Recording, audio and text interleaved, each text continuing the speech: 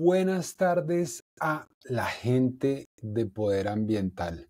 Les hablo hoy 21 de marzo, que estoy grabando este especial para que ustedes lo puedan escuchar con el objetivo de hablar del Día del Agua.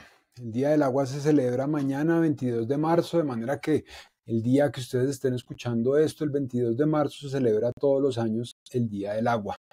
Este es un día importante para mí porque el agua ha sido uno de los principales elementos que yo he estado trabajando en los últimos años de mi carrera. Cuando estaba empleado, trabajé en el Instituto Humboldt en una organización de conservación que se llamaba The Nature Conservancy, que era bastante grande. Y ahí trabajaba en sistemas estratégicos y en sistemas alrededor del agua. Entonces era muy interesante, es un tema que es muy querido para mí.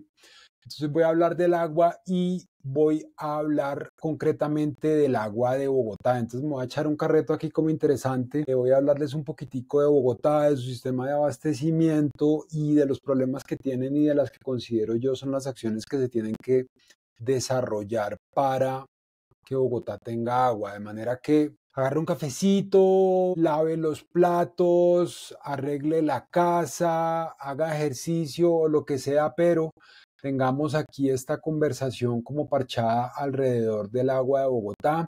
Si tienen preguntas o observaciones, por favor, déjenmela en los comentarios de donde ustedes me estén escuchando. Por favor, recuerden que para mí es muy importante que me sigan en todas mis plataformas, de manera que me pueden encontrar como Poder.ambiental tanto en Instagram como en TikTok. Me sirve muchísimo que me sigan ahí. También en Spotify y en YouTube me pueden encontrar como Poder Ambiental y en LinkedIn me pueden encontrar como Juan Pablo Romero Rodríguez. Si ustedes me siguen, podemos ser más y en la medida en la que seamos más, podemos tener mayor influencia y lograr que se hable más y mejor del medio ambiente. Entonces, y si esto les gusta, compartan con las personas que ustedes consideran que esto les pueda llegar a parecer interesante. De manera que vamos a empezar.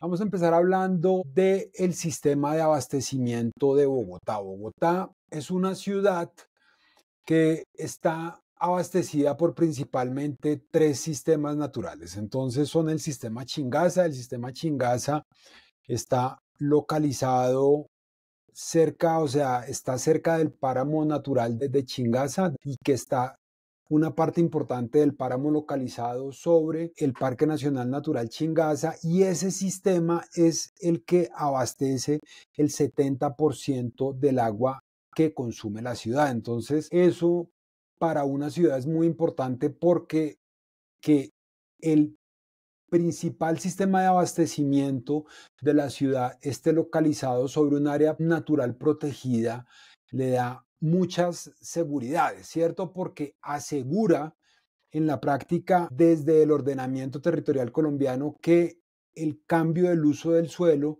de los parques nacionales naturales es muy restringido. Entonces, la calidad del sistema de páramo que está contenido dentro del Parque Nacional Natural Chingaza se supone que se mantiene en el tiempo y por lo tanto la capacidad que tiene este sistema de regular los flujos hídricos y la capacidad de aportar agua a la ciudad. Eso se pensaba que iba a ser en una muy buena medida como el seguro del agua de Bogotá, y con mucha visión se hizo eso hace muchos años. Entonces es el primer sistema de abastecimiento.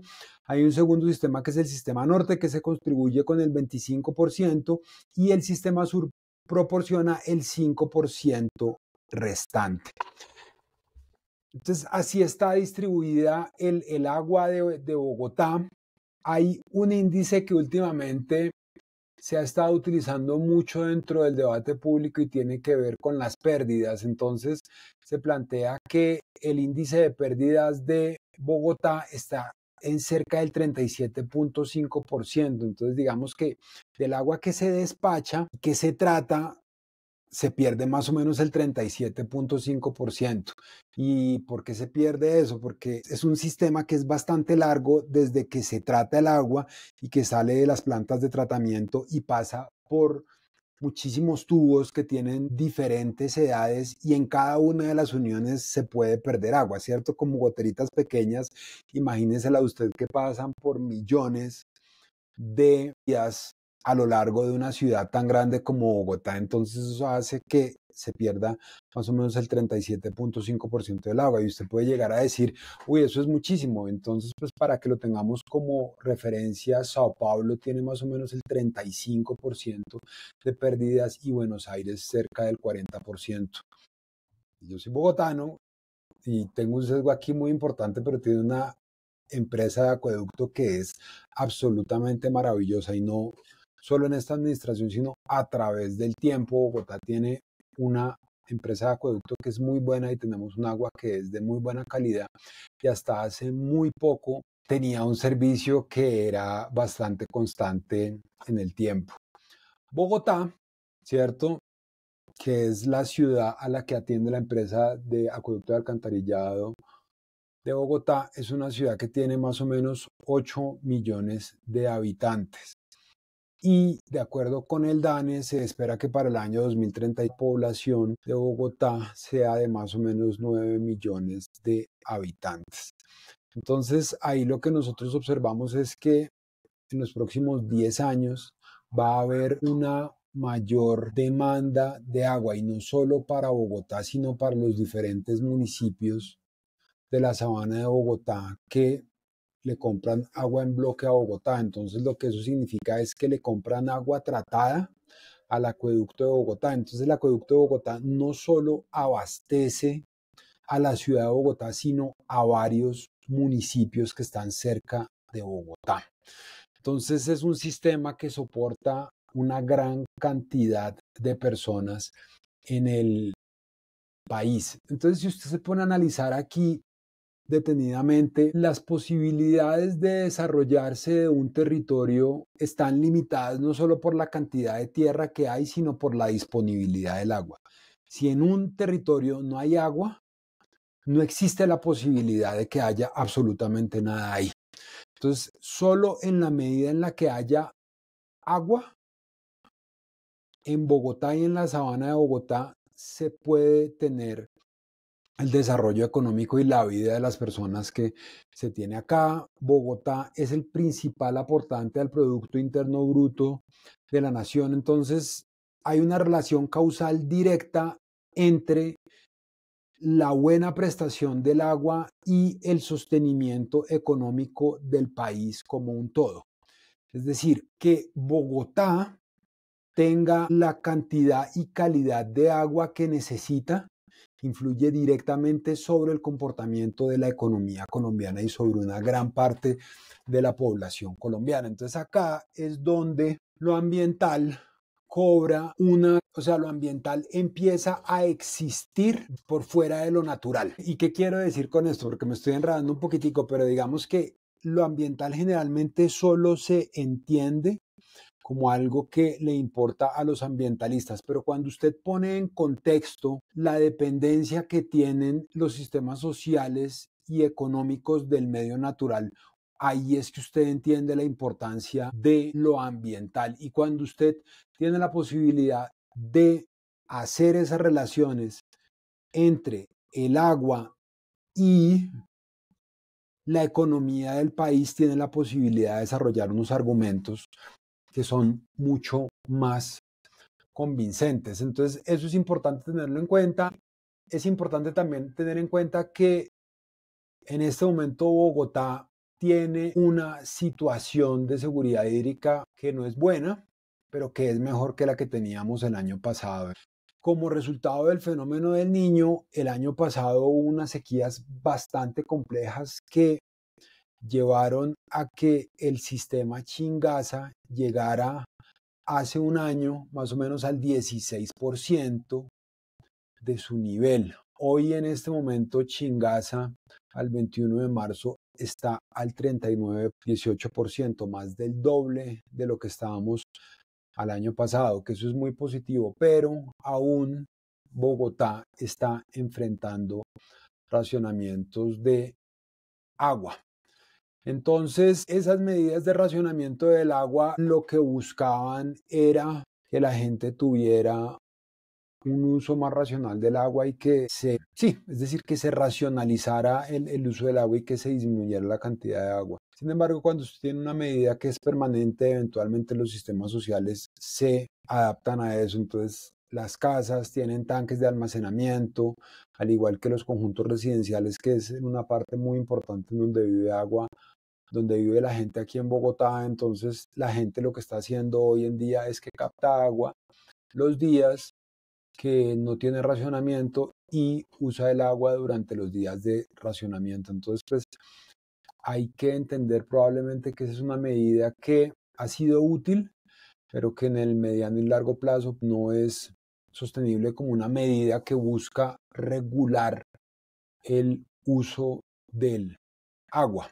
Entonces, a pesar de que por estos días ha estado lloviendo, pues todavía no se tienen niveles que se busca tener. Sin embargo, pues se están viendo posibilidades de que se corten los racionamientos. Entonces, pues ese es el estado actual del agua de Bogotá. Es agua de muy buena calidad, pero que en este momento está siendo racionada para evitar unos episodios más graves en el mediano y en el largo plazo. Aquí es muy importante entender que, como les estaba contando ahorita, la principal razón por la que se está racionando el agua es porque no está lloviendo lo que tiene que llover.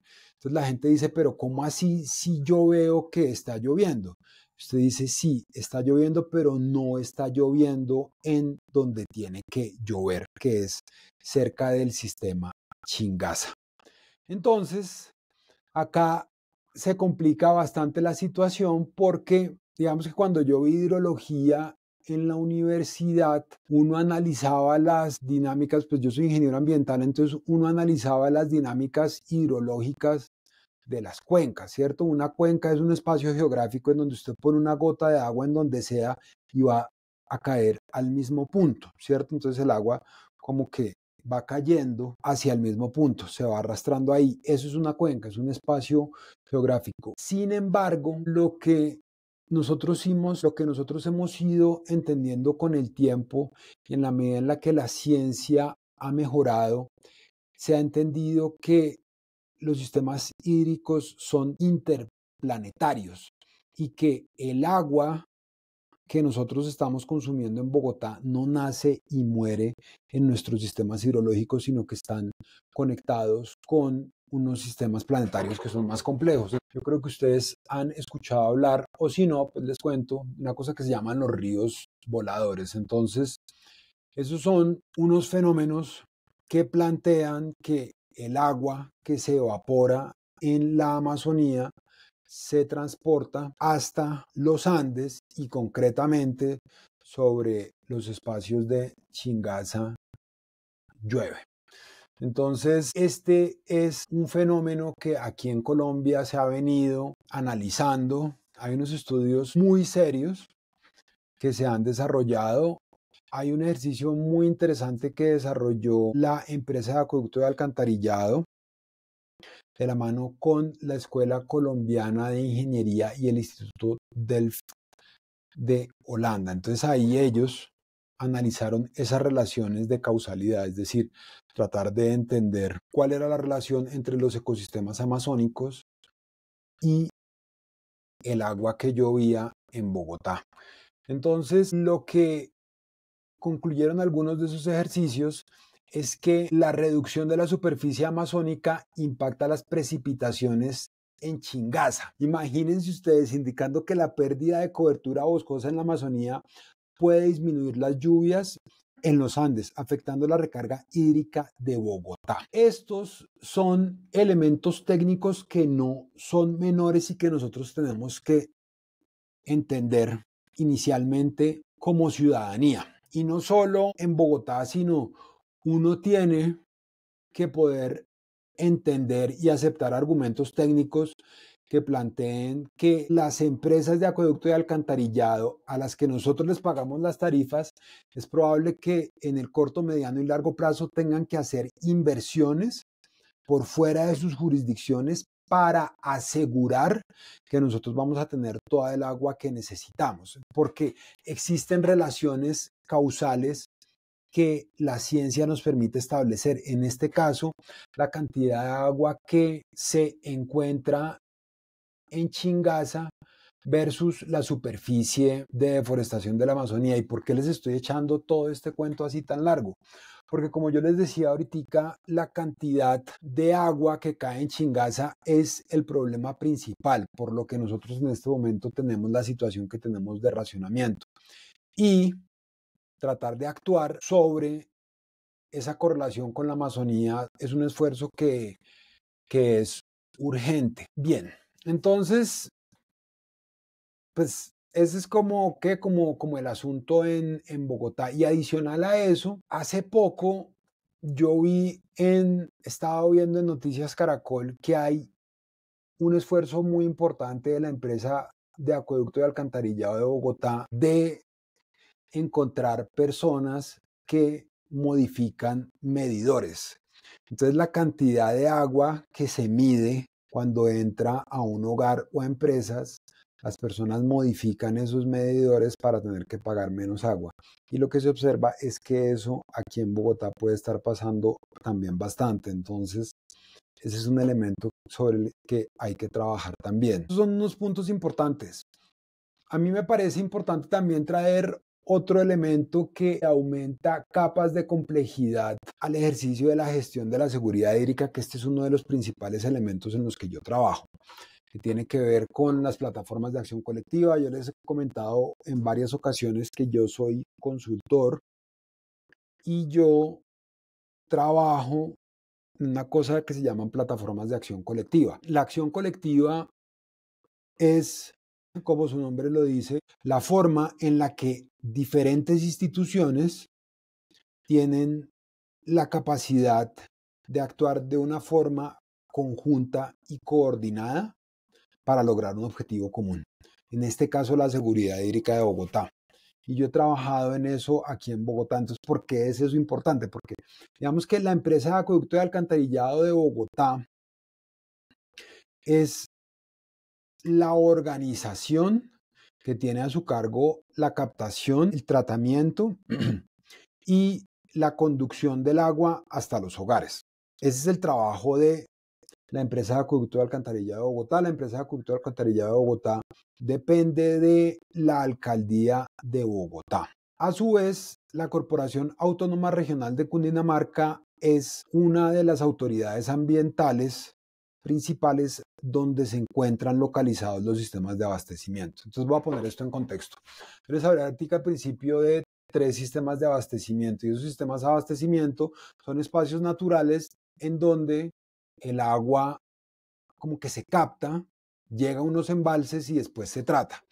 Entonces, la Corporación Autónoma Regional de Cundinamarca es una de las autoridades ambientales que tiene a su cargo el comando y control, es decir, asegurarse que se cumpla la normativa ambiental dentro de esos territorios de donde se saca el agua de la que tomamos todos los bogotanos. Y la Corporación Autónoma Regional de Cundinamarca es gigante, principalmente porque nosotros en nuestra tarifa de acueducto pagamos una cosa que se llama la tasa de uso del agua. Y la tasa de uso del agua se le paga, nosotros se la pagamos como usuario al acueducto de Bogotá, que la recolecta. El acueducto de Bogotá se lo pasa a la Corporación Autónoma Regional y la Corporación Autónoma Regional busca por ley invertir esos recursos en las cuencas abastecedoras de Bogotá. Sin embargo, que esa es una queja constante dentro de diferentes personas, no todos los recursos se invierten sobre las cuencas abastecedoras.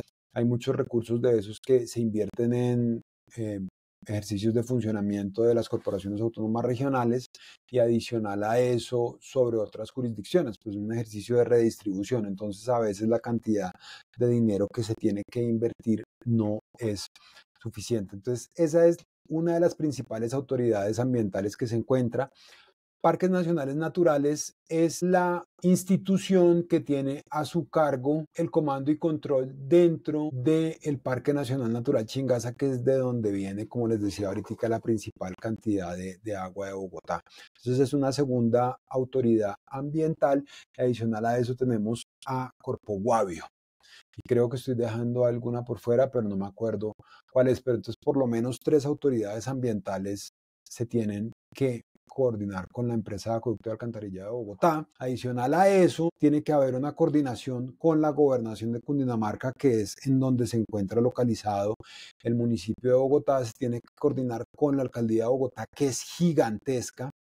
Y Parques Nacionales Naturales es una organización de orden nacional, entonces ahí puede haber algún ejercicio de coordinación con el Ministerio de Ambiente y de Desarrollo Sostenible. Adicional a eso, una parte importante de la información hidrometeorológica, es decir, como de la cantidad de agua y de los parámetros que nosotros necesitamos entender para la gestión del agua, nos provee el IDEAM, que es el Instituto de Hidrología de aquí de Colombia.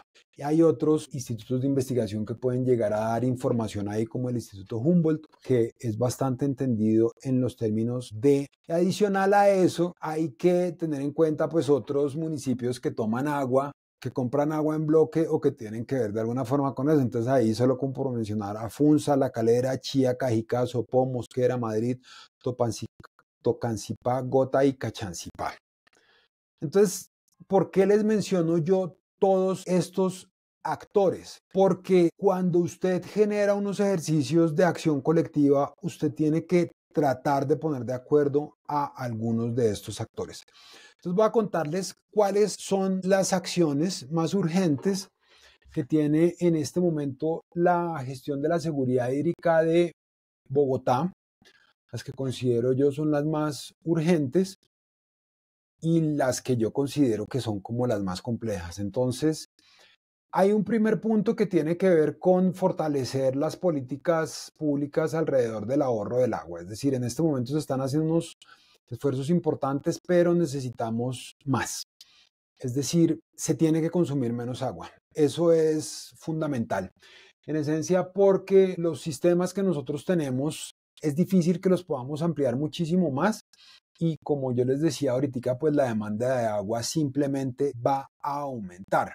Y aquí nosotros tenemos una ventaja y es que en Bogotá casi no hace calor, muy poquito. Entonces la cantidad de agua que nosotros consumimos acá pues tiene que ser mucho más bajita, que lo es, pero tiene que ser aún mucho más baja que, por ejemplo, no sé, Valledupar, Neiva, Cali, que son ciudades en las que hace muchísimo más calor, entonces la gente consume más agua. Pero entonces en este ejercicio de implementar una política de ahorro de agua, a mí me parece que es fundamental revisar las tarifas de agua.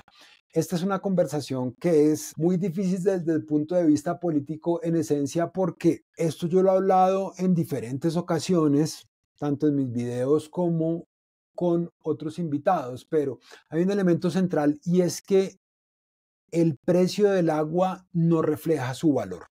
El valor desde el punto de vista cuantitativo es, como les decía o como yo he planteado, una representación cuantitativa de la importancia de algo.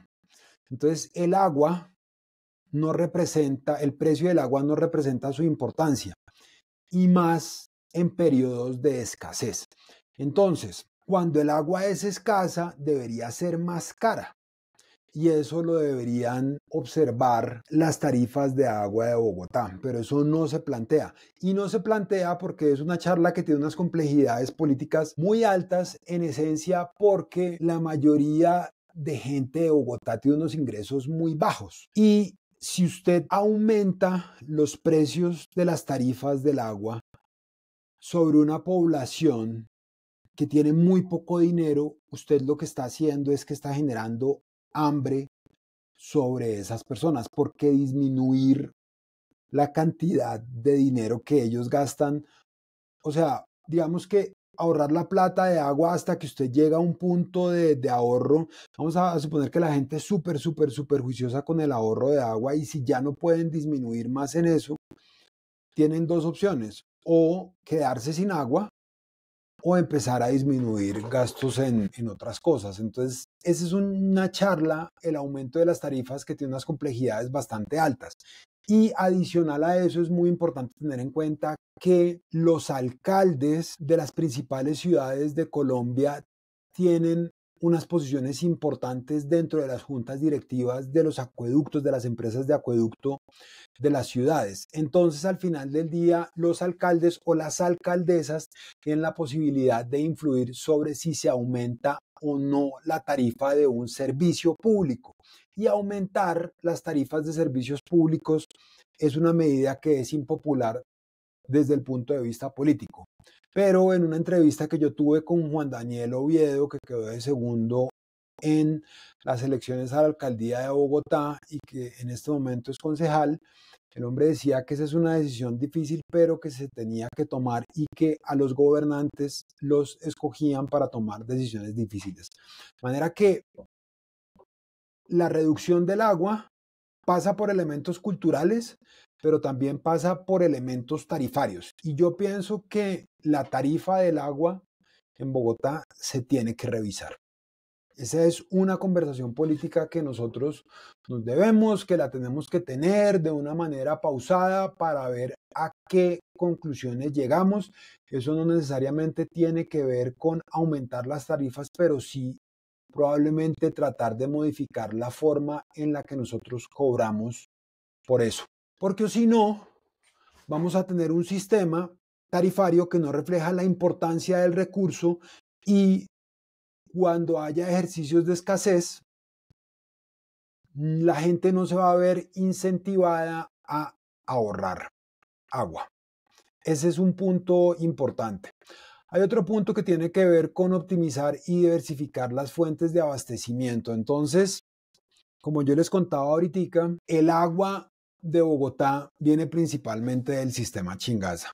Y la cantidad de agua que está lloviendo en el sistema Chingaza no es suficiente. Entonces, que esta era una conversación interesante que yo tenía en la entrevista con el doctor Oviedo y que probablemente se tenían que mirar otras fuentes de abastecimiento. Esos son ejercicios de gestión del riesgo que se debe la ciudad. Tiene que tener diferentes escenarios para no estar casados con una sola alternativa. Y hay que no estar casados con una sola alternativa en esencia por la gestión del riesgo, porque es una ciudad muy grande y es muy importante que no nos quedemos sin agua. Entonces hay que mirar eso juiciosamente y también de una manera coordinada, porque o si no, los recursos hídricos que nosotros tenemos se empiezan a explotar de una forma que no es coordinada y ahí caemos en unos escenarios muchísimo más riesgosos. También trabajar con otras cosas como la recolección de agua lluvia en diferentes partes de la ciudad, en zonas rurales. Y hay dos elementos que son centrales dentro de estos que yo trabajo muchísimo. Y hay uno primero que tiene que ver con este ejercicio que generó este problema político tan complejo entre la nación y el distrito que se zanjó hace poco, pero que tenía que ver con la resolución que emitió el Ministerio de Ambiente con el ordenamiento del territorio alrededor del agua. Entonces, ustedes deben estar cansados de este debate, pero simplemente para recordarles lo que hizo el Ministerio de Ambiente fue dar un requerimiento que le hizo la Ley 99 de 1993, que es la que crea el Sistema Nacional Ambiental, y ahí se planteaba que se tenía que ordenar la sabana de Bogotá. Y adicional a eso, dentro del plan de desarrollo de este gobierno, se habla del ordenamiento del territorio alrededor del agua. Entonces, eso es una cosa que se tiene que hacer. ¿Y por qué se tiene que hacer eso? Y eso se llaman dentro del ordenamiento territorial determinantes ambientales. ¿Qué es un determinante ambiental? Un determinante ambiental es algo que le da límites y características de uso al territorio. Entonces, si yo tengo un pedazo de tierra, yo digo, este pedazo de tierra en estos lugares se tiene que ordenar de una forma específica para que este pedazo de tierra tenga agua en el mediano y largo plazo. Eso entendiendo lo que yo les decía ahorita entre la relación de agua y la vida. Si no hay agua, no hay vida, no hay sociedad. Entonces, usted tiene que ordenar los territorios alrededor del agua para que exista la posibilidad del desarrollo de la sociedad. Ese es un elemento central. Usted no ordena el territorio alrededor de las actividades sociales o económicas. Usted tiene en cuenta los elementos naturales para que funcionen bien y que el aparato social y económico pueda florecer de una forma sostenible en el mediano y largo plazo. Entonces, esa es una charla que se tiene que tener. El Tribunal de Cundinamarca dice que eso se tiene que hacer otra vez de manera que el proceso que desarrolló el Ministerio de Ambiente pues se tiene que volver a llevar a cabo. Y lo que se busca es que esto pase mucho más de la mano con la alcaldía de Bogotá y con los diferentes sectores de Bogotá. A mí eso me parece positivo, pero es importante que ese proceso tome lugar y que la sabana de Bogotá tenga claramente establecidos los límites de crecimiento para poder mantener una estructura natural que permita que nosotros, como especie humana, podamos seguir habitando en esta sabana por muchísimos más años. Y eso, desde el punto de vista económico, significa que se van a tener que sacrificar ingresos en el corto plazo para poder mantener ingresos en el mediano y en el largo plazo. Ese es un elemento importante y ahí hay que ser cuidadoso con el lobby que puedan llegar a ejercer organizaciones que no manejen esa misma lógica. Pero la política pública lo que tiene que buscar es balancear eso precisamente. La existencia de nosotros como sociedad en estos espacios, por un lado, y las necesidades económicas de la sociedad es una tarea que es muy difícil, pero esa es una tarea que nosotros tenemos en estos próximos años. Lograr ese ordenamiento territorial de la sabana de Bogotá alrededor del agua. Ese es un elemento central. Y para eso hay que hacer una negociación y esa negociación es una negociación que es bastante compleja, pero que es necesaria. Y hay otro ejercicio que tiene que ver con la restauración de los ecosistemas claves, que esto es, pienso yo, una de las cosas más urgentes que nosotros tenemos que hacer. ¿Y por qué? Porque en la medida en la que los sistemas de abastecimiento de los que nosotros tomamos el agua estén bien desde el punto de vista ambiental, nosotros vamos a tener un buen servicio de agua constante en el tiempo. Es decir, la cantidad de agua que nosotros necesitamos para todos de buena calidad. Si nosotros no tenemos ecosistemas sanos, no vamos a tener agua de calidad en el mediano y largo plazo. Sin embargo, desarrollar las inversiones en esos ecosistemas puede llegar a parecer sencillo, pero tiene unas complejidades bastante altas por la cantidad de instituciones que participan en ese proceso. Inicialmente nosotros podemos pensar en los municipios en donde se tienen que desarrollar esas actividades, entonces usted tiene que tomar en cuenta a esos municipios y después tiene que tener en cuenta, por ejemplo, la o las gobernaciones en donde se localizan esos municipios. Tiene que tener en cuenta las autoridades ambientales, tienen a su cargo la gestión de esos ecosistemas y adicional a eso tiene que tener en cuenta las instituciones que aportan los recursos para hacer eso, que en muchos de los casos, por ejemplo en el caso de Bogotá, aquí tenemos la alcaldía de Bogotá, tenemos el acueducto de Bogotá, en un punto importante la Corporación Autónoma Regional de Bogotá y la Gobernación de Cundinamarca y recientemente el Fondo para la Vida y la Biodiversidad que va a hacer unos aportes en la ciudad de Bogotá. Entonces, cada una de estas organizaciones tiene visiones de intervención del territorio, puede tener, por ejemplo, entendimientos específicos de cómo desarrollar bien inversiones, por ejemplo, en esquemas de incentivos a la conservación como pagos por servicios ambientales y todo ese tipo de cosas. Entonces, como si usted está haciendo comida para muchas personas, pero usted tiene que tener una sola forma de cocinar para que sea eficiente.